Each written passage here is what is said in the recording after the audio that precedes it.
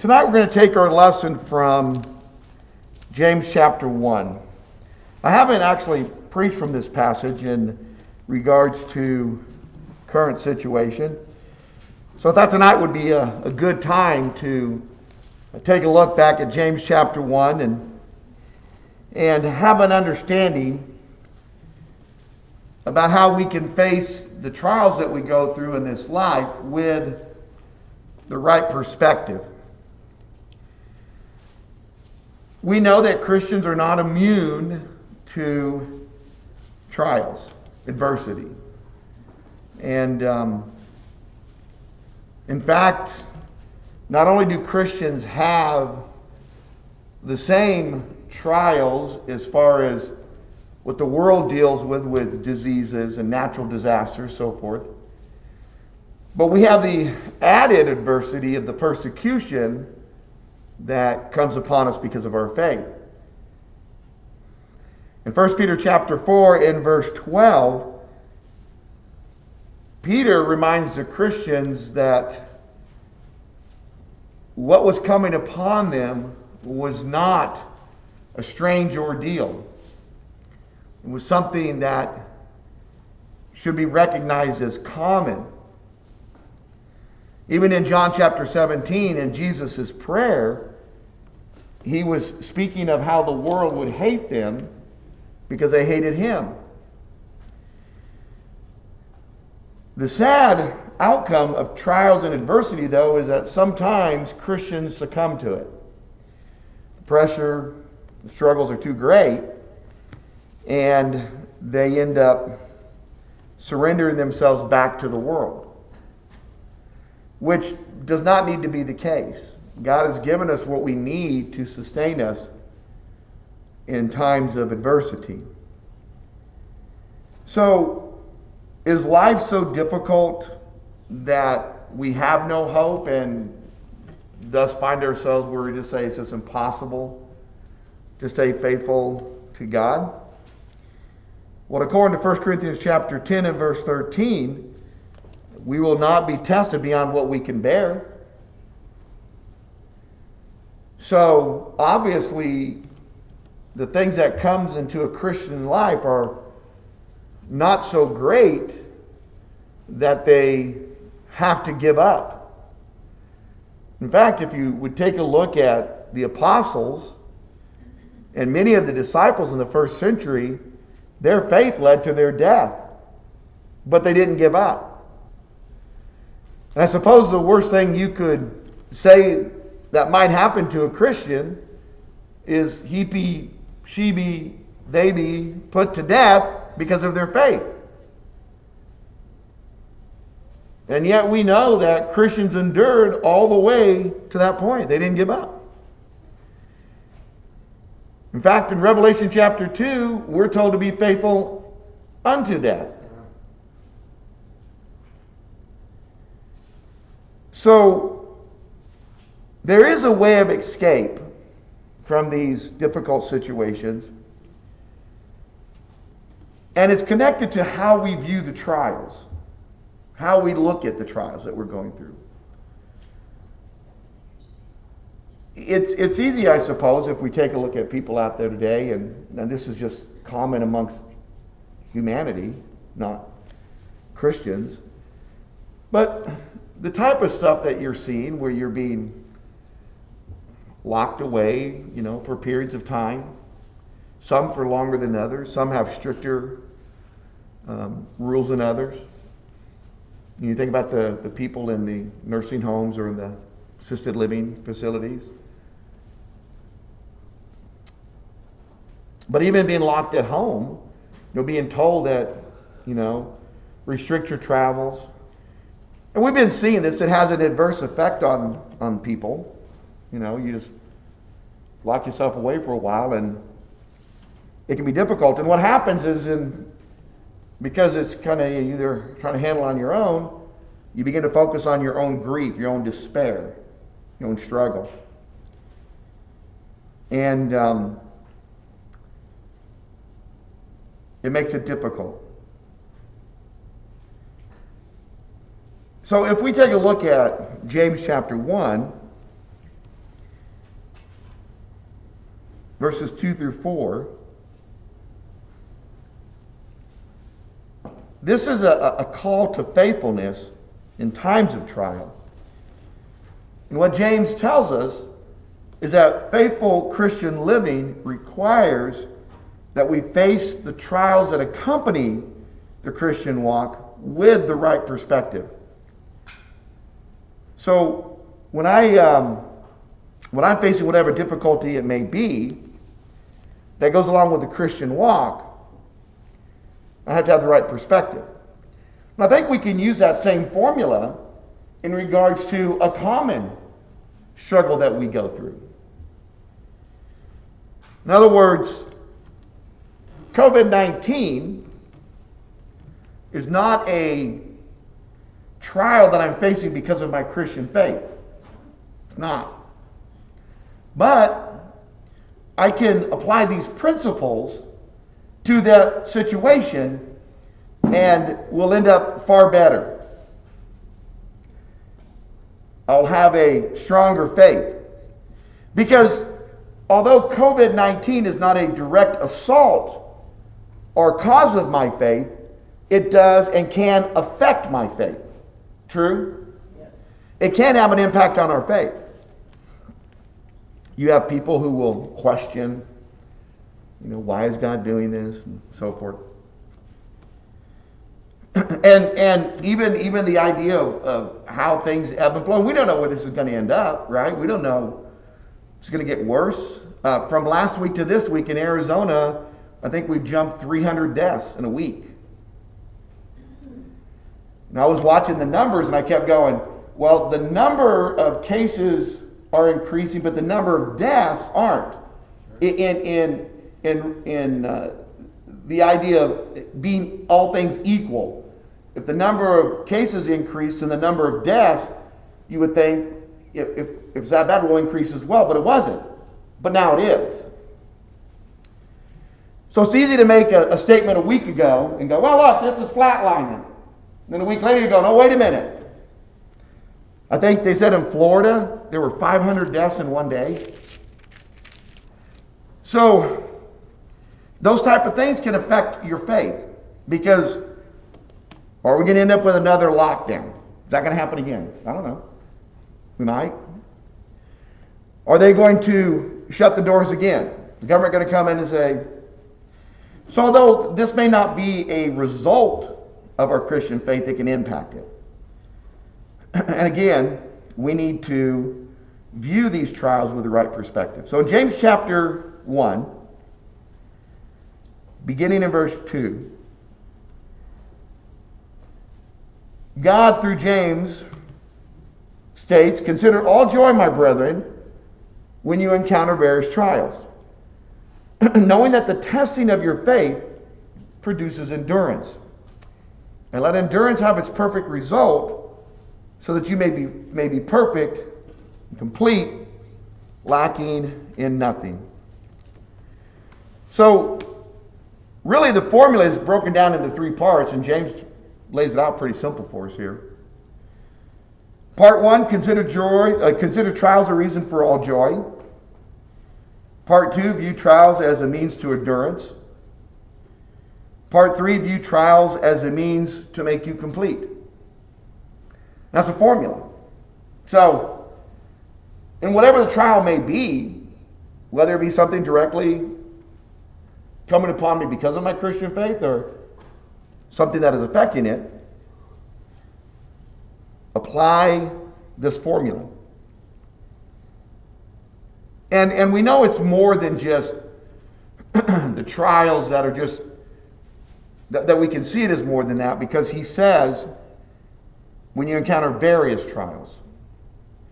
And the word various there is the idea of not number of, but different kinds of trials. Because we face different kinds of trials in our Christian walk. So, step 1, consider trials a reason for all joy.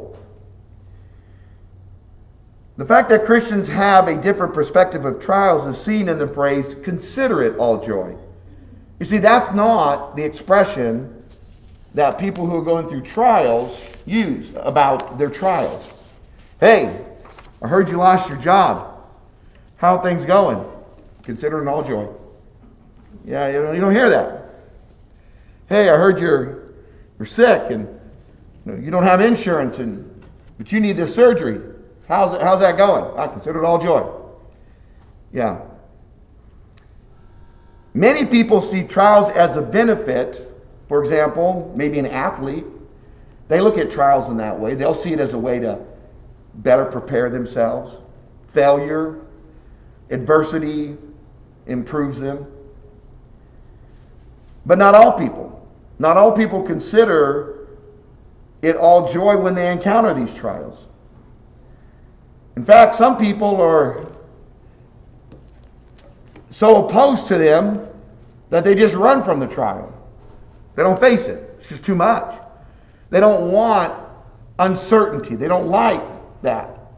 So it's easier just to pack up and move on to where the trial isn't taking place. So to overcome the trials, we're told that it's imperative that they be reckoned as a reason for joy. Can you think? Listen to that again. That they be reckoned as a reason for joy. We're not being told that the trials are joyful. That's not what we're being told. I don't think anybody looks at COVID-19 and says, this is such a joy. It's such a joy being up under. It's such a joy being locked in my house. It's such a joy not being able to go to the movies, go to a restaurant, gather together and worship. It's such a joy not to be able to do those things. Early on, find toilet paper. Remember that? Look, we forgot about the whole toilet paper scandal. So, for Christians, we need to reckon trials as a reason for joy. Christians have to have the attitude that when they encounter various trials, they will embrace them with all joy in mind. Not disparity, not discouragement. If people are facing this trial right now with that mindset, I'm depressed, I'm just letting it overtake me, then they're losing an opportunity to find something else in it. So we can't just allow ourselves to not embrace them with all joy in mind. Because he says all joy. Consider it all joy. Which means what he's saying is there's no place for anything else there. We don't stop and look at trials as a place for griping and complaining and whining. We don't look at trials that way. There's no place for that. Because you're supposed to look at them with all joy. All joy. All. A-L-L. All.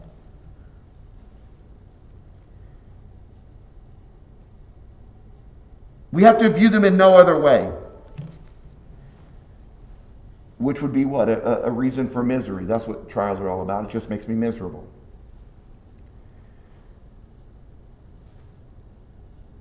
The NEB translation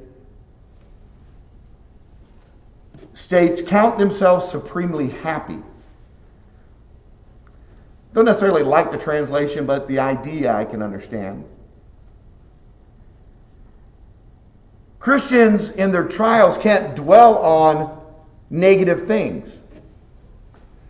And that's what we tend to do. We tend, especially in this situation, and I'll say especially, but this is at the forefront, we focus on the negative things, the things we don't get to do, the things that have been taken away from us, the freedoms that used to be ours, the way it used to be, the new normal. So we can't focus on those negative aspects of the trial. The Christian must always see trials in a positive light that he or she can go through because there is a positive outcome to it. And that's the point. That's why you consider it all joy.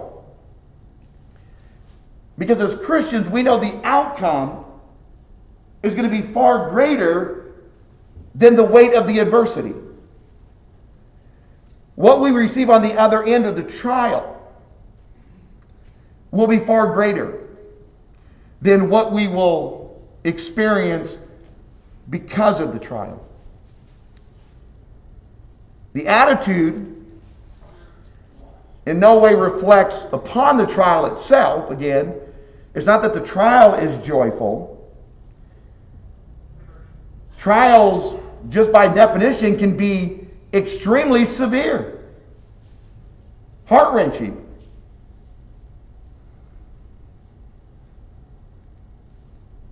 What we consider as all joy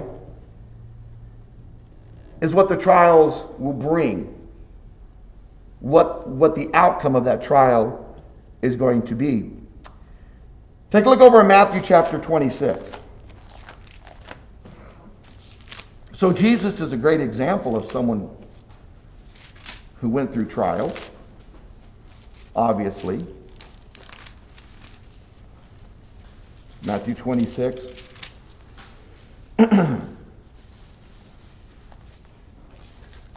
Verse 67 and 68. And then they spat in his face and beat him with their fists, and others slapped him and said, "Prophesy to us, you Christ. Who is the one who hit you?" So he's being mocked. They're trying to shame him. They're physically abusing him.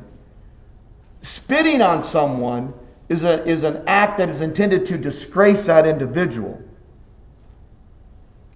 Take a look over in 27 and 27. Then the soldiers of the governor took Jesus into the praetorium and gathered the whole Roman cohort around him. They stripped him and put scarlet robe on him.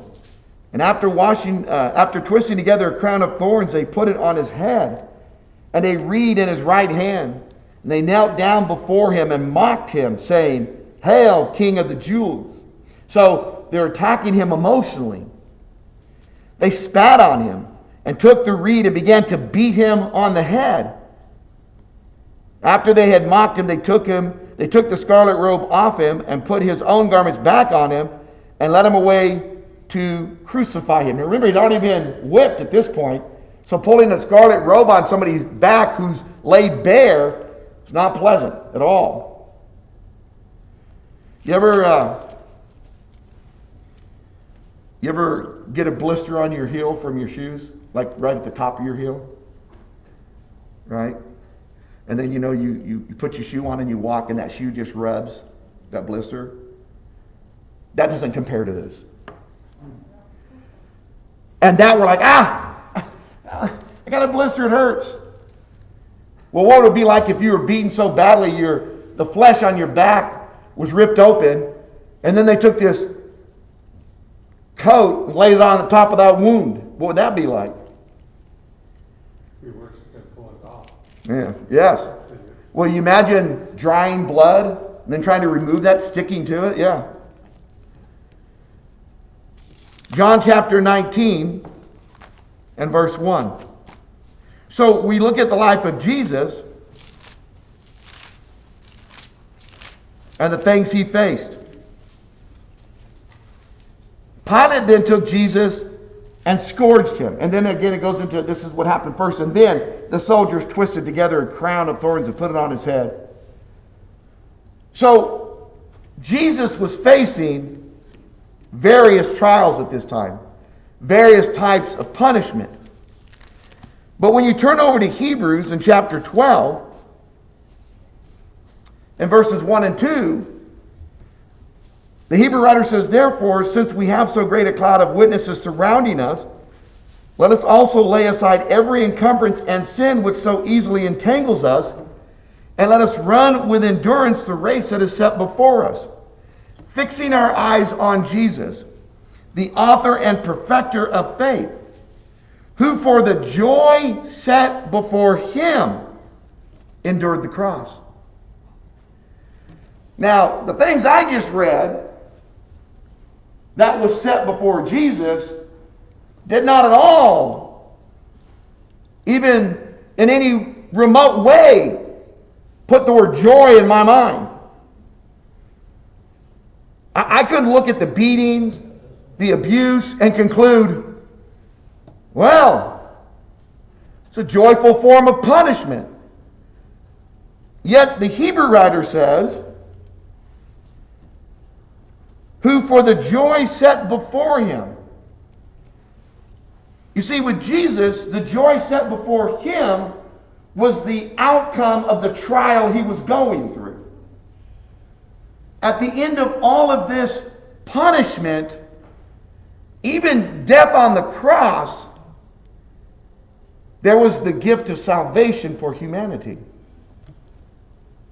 And that, when we look at our own trials, that's what we're looking at.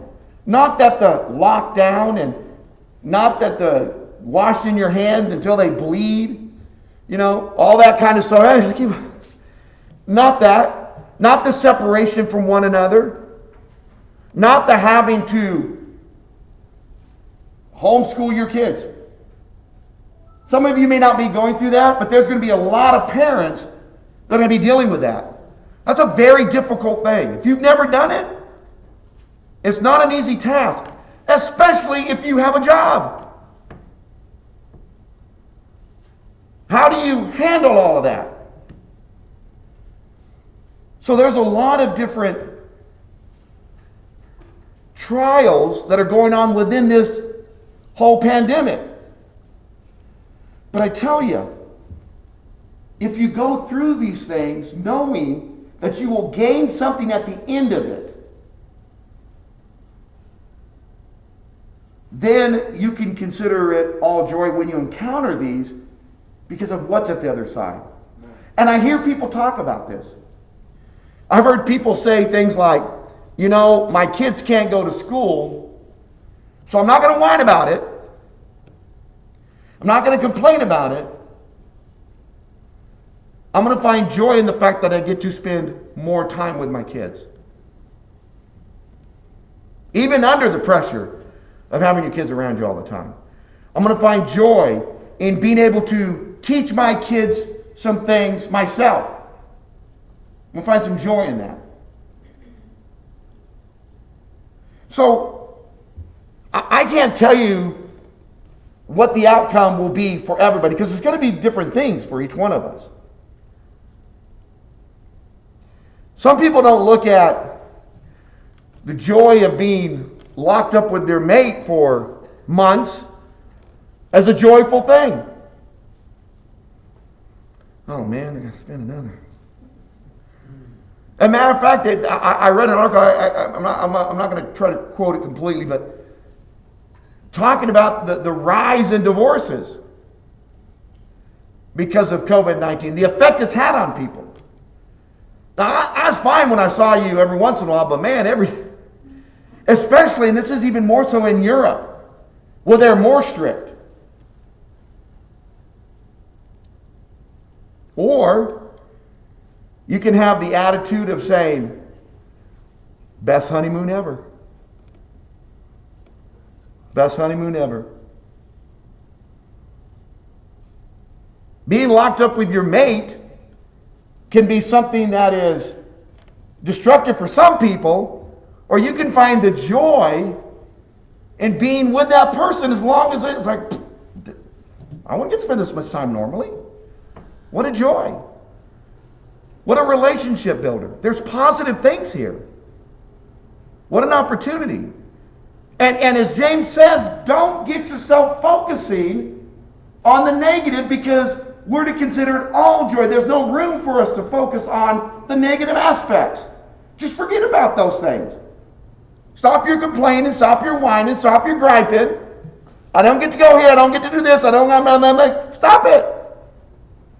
Because as long as you're doing that, you're not making room for the joy. It's one or the other. That doesn't mean we have to like it. We don't. You think Jesus liked it? Yeah, beat me some more. Yeah, push that crown just a little harder on my head. I'm digging this. No, he didn't like it. But he endured it. Amen. And he kept silent. He kept silent. He didn't complain. He didn't whine about it. I gotta go to the cross for these people. Why I gotta die on the cross for them? No. He knew what the outcome was. His death, humanity's salvation. So when we face trials, we need to do so with the idea of what the positive outcome will be. And if you take a look at the church, there are some very positive things that can come from this. And there are some very negative things that can come from this. And brethren, we make the choice on that one. As I was saying in my sermon this morning, with unity, we can allow things like this to create division, or you can come out on the other side far stronger than when you went in. You can. You can come out a more unified body because of a trial. You can come out a closer body because now there's an opportunity for you to weep when someone weeps and rejoice when someone rejoices. Now there's an opportunity for you to actually share in a brother and sister's infirmity. You're sharing it with them. And you're suffering along with them because you're experiencing the same thing. And now you make a connection with your brethren that otherwise you would not have made. And let me tell you what, if you know people who've been in war, the bond that two individuals can make in a foxhole, or that two individuals can make being in the same platoon because they were brother in arm, that existed because of the trial they went through. Now they could have let it destroy them, or they could come out of this thing closer than they'd ever been. And the same thing can happen in the church. We can look at this and say, you know what? This is a horrible thing, but what an opportunity to show your love for one another. What an opportunity to show our care for one another. What an opportunity to show our concern. Because there's oftentimes in our life as Christians, things just kind of roll along and there's no major adversity coming our way. Things are pretty cool. There's little bumps here and there. This is not a little bump. This is an opportunity. So how do we approach it?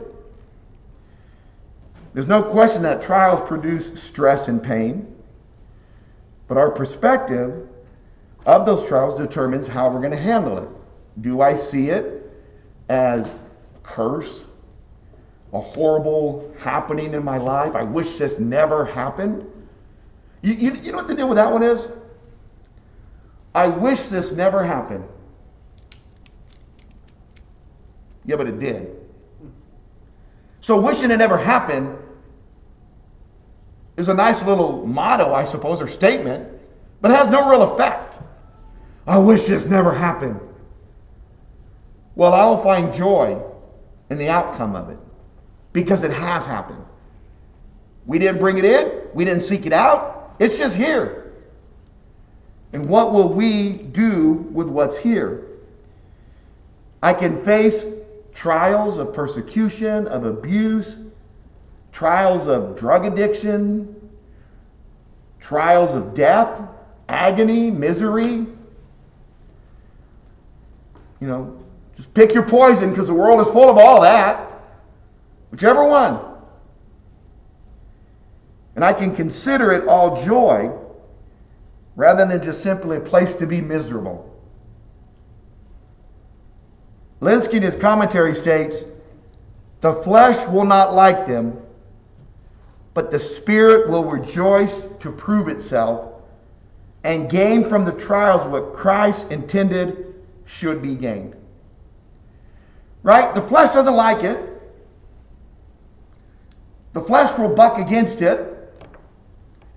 But the spirit will seek to find the message that will help us, strengthen us, improve us. The means